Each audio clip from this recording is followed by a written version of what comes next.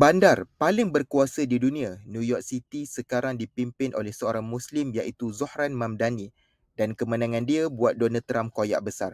Zohran lahir di Uganda pada tahun 1990, anak kepada Profesor Mahmud Mamdani, sarjana politik terkenal di Columbia University.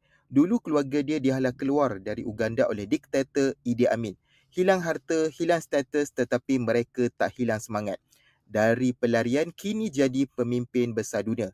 Sekarang Zohran jadi Datuk Bandar Muslim pertama New York, termuda sejak tahun 1892. Apa yang dijanjikan semasa kempen tempoh hari? Antaranya adalah bas percuma, gaji minimum $30 sejam, cukai tinggi untuk orang kaya dan semua ini jadi racun bagi kapitalis macam Trump. Zohran juga lantang menyokong perjuangan saudara seagama kita.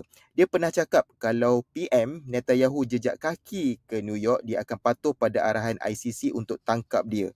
Zohran Mamdani bukan sekadar nama tetapi dia simbol kebangkitan suara marhain. Apa pendapat korang? Cuba komen dekat bawah.